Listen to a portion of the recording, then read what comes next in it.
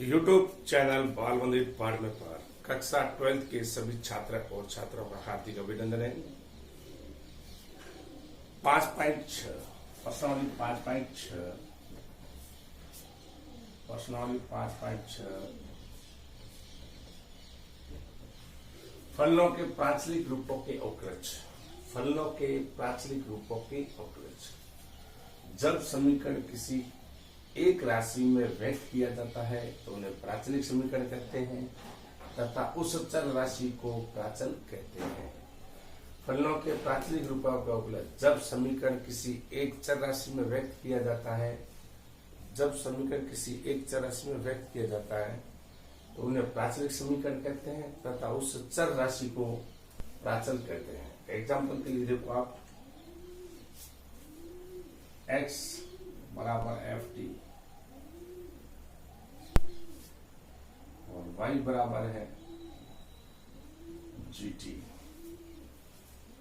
और यहाँ t प्राचल है,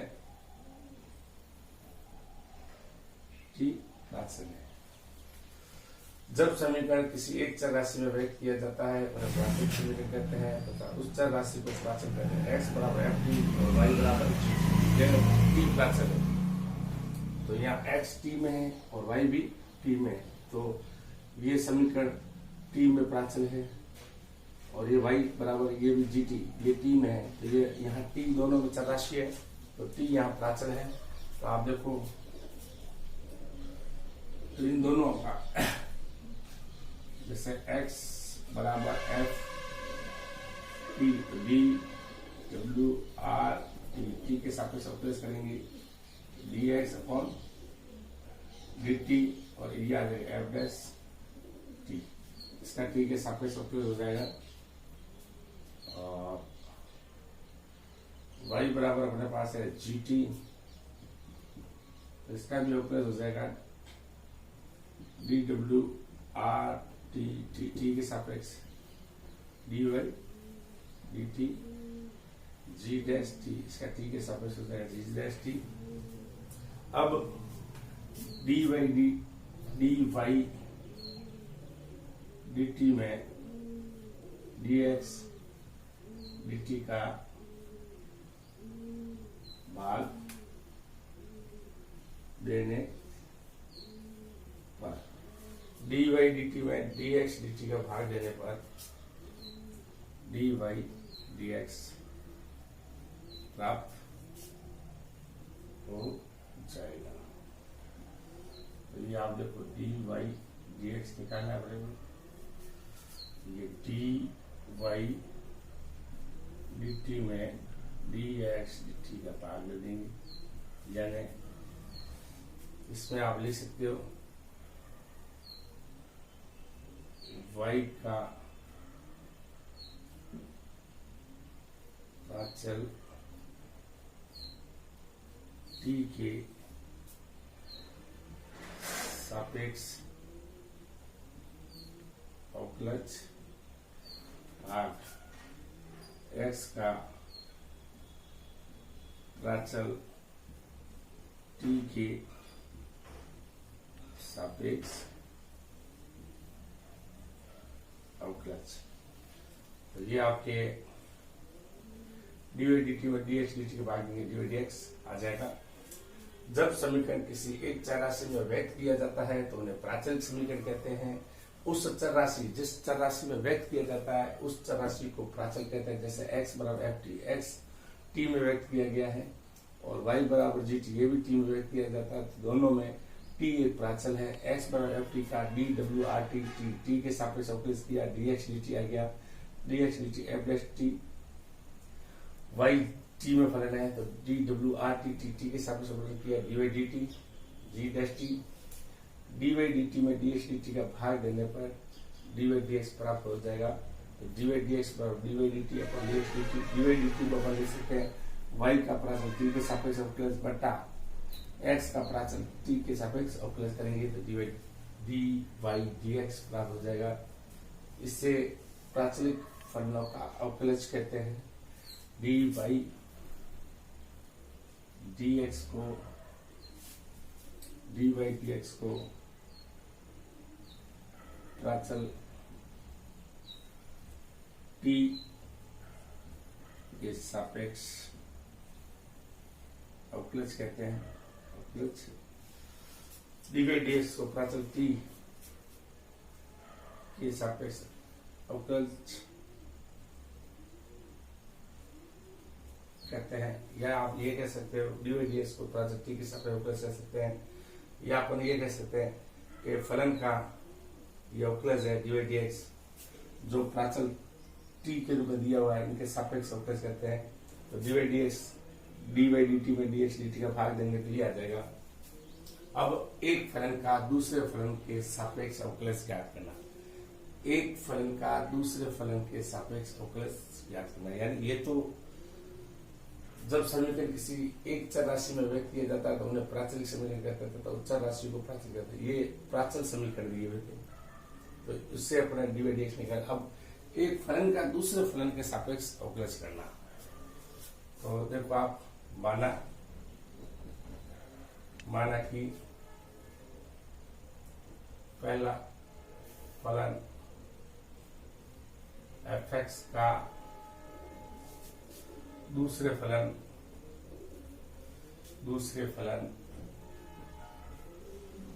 जी एक्स के सापेक्ष,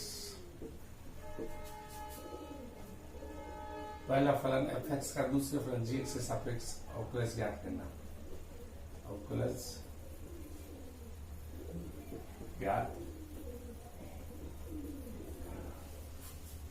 एक फलन का दूसरे फलन के सापेक्ष अवकलज करना। माना कि पहला फलन एफ एक्स है, दूसरा फलन जी एक्स के सापेक्ष अवकलज ज्ञात करना है, तो x बराबर मान लेते हैं एफ एक्स और y बराबर मान लेते हैं x बराबर एफ एक्स और y बराबर मान लेते हैं अपन जी एक्स। ठीक है, तो इसमें D W R T T t के सापेक्ष अवकलज करेंगे डी एक्स डी टी, और इसमें D W R T T D Y D T, इसमें फलन का अवकलज करेंगे। तो आप देखो ये आ जाएगा अपने पास,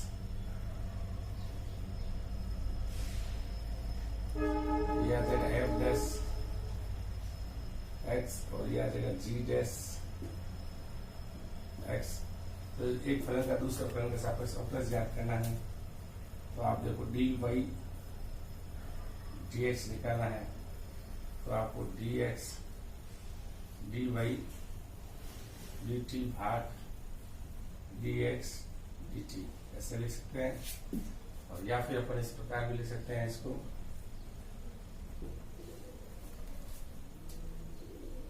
फलन एफ एक्स का अवकलज भाग फलन जी एक्स का अवकलज, ऐसे भी आप लिख सकते हो।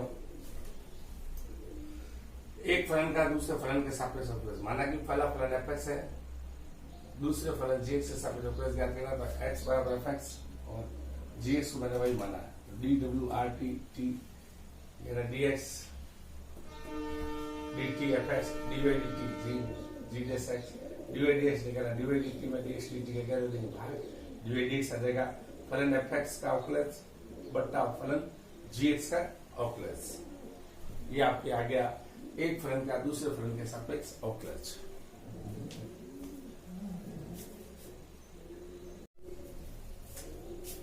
अपन इस प्रकार भी इसको ले सकते हैं, कैसे, जैसे ये फलन दिया आपने को, तो y बराबर ले लेते हैं अपन एफ एक्स और z बराबर ले लेते हैं जी एक्स। तो अपने को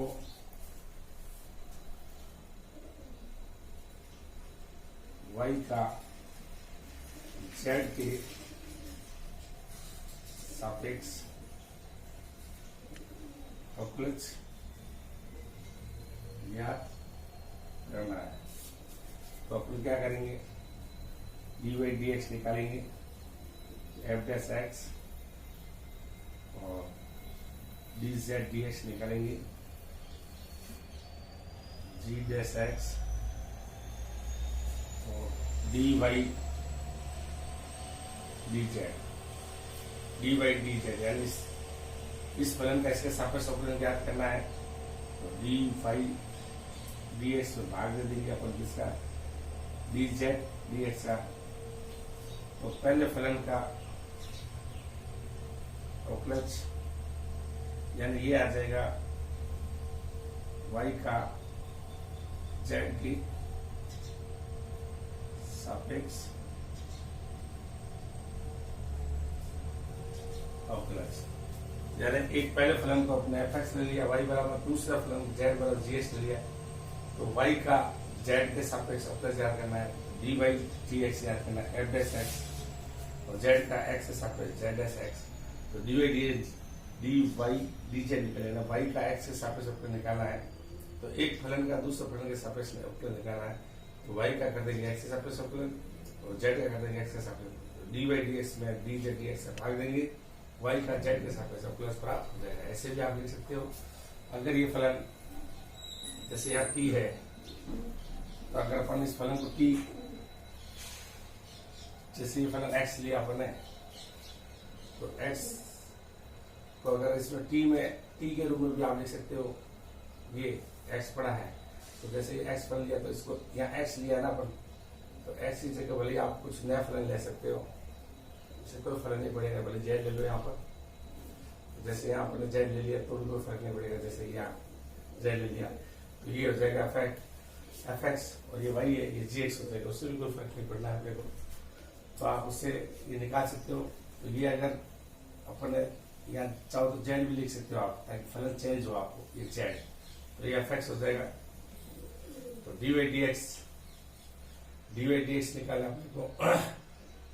तो ये ऐसे भी आप कर सकते हो। और ये फलन जो पड़ा अपने पास y बराबर fx, और ऐसे क्या आपने ये तो x ही है, तो इस फलन का इसके सापेक्ष अवकलन करना, ऐसे भी कर सकते हो। ये फलन x है तो x की जगह आप ये t और ये आपके t ले लेते हैं।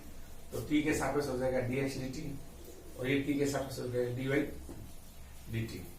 तो ये आ जाएगा यहाँ पर t और यहाँ वापस आ जाएगा t, कोई फर्क नहीं पड़ेगा। dy dx निकाला है तो पहले फलन का अवकलन, दूसरे फलन का अवकलन। तो dy dx निकाला है, फलन fx का अवकलज फलन gx का अवकलज लगा देंगे, भाग देंगे। तो y बराबर fx, dy dx आ जाएगा, यानी ये fx का इसमें आ जाएगा ft का पहले फलन का दूसरे फलन के सापेक्ष अवकलज आ जाएगा आपके। ठीक है, ऐसे भी आप देख सकते हो। तरीका सेम का सेम है, प्राचल समीकरण की तरह। और या फिर अपन नहीं समझते तो ऐसे ले लो, dy dx y बराबर fx z बराबर gx। तो y का z के सापेक्ष अवकलज ज्ञात करना है। तो dy dx f dash x dz dx g dash x dy dx में dz dx से भाग देंगे, y का z के सापेक्ष अवकलज प्राप्त हो जाएगा।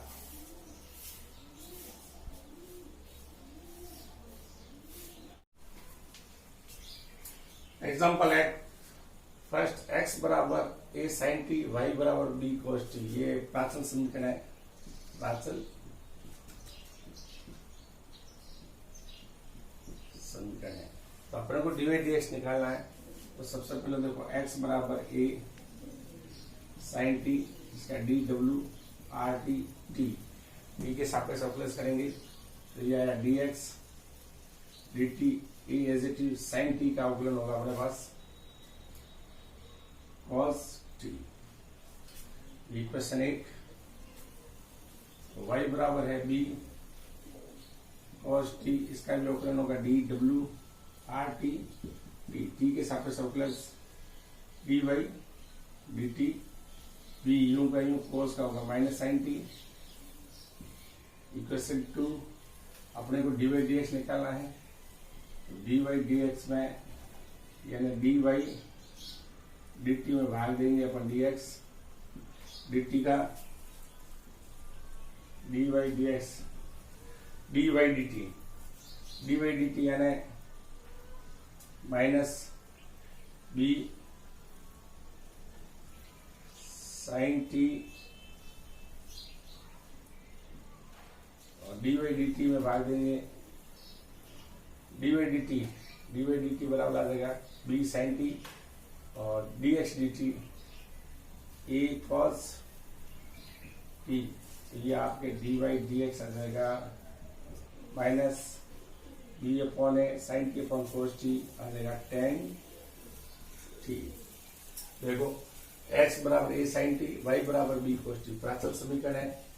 इसमें t में प्राचल समीकरण है, डी वाई डी एक्स निकाला है, x बराबर ए साइन टी किया, d W R T t के साथ प्लस किया, sine d x D t a as it is sine का हो गया कोस टी, वाई बराबर b cos t, d W R T T D Y D t cos का उपयोग होता है माइनस साइन टी, तो ये माइनस साइन टी बी यूं का यूं है, तो डी वाई डी एक्स निकालना, डी वाई डी टी में डी एक्स डी टी का दिया भाग d Y D x minus b sine t upon a cos t, D Y D x बराबर minus b upon a sine theta upon cos theta बराबर tan theta, तो sine t upon cos t tan t, तो minus b upon a tan t इसका plus आ गया।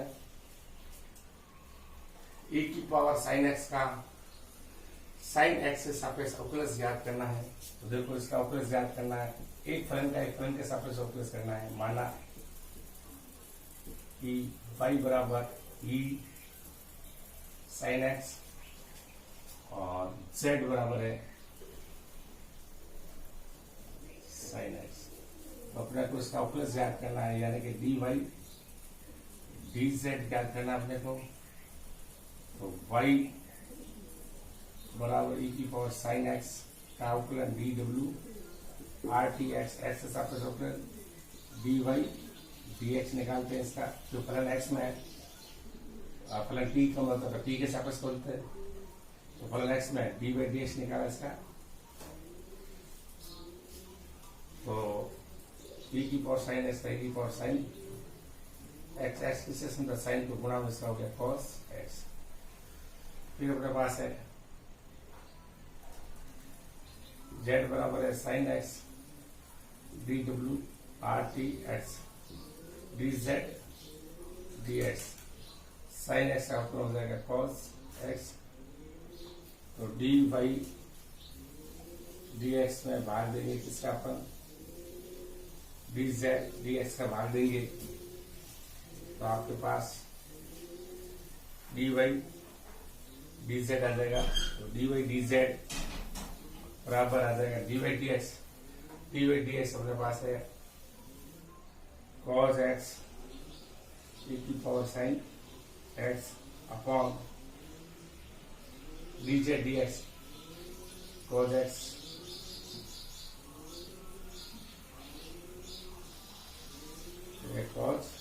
cos x cut गया, dy dz e की power sign x अपने पास answer आ गया।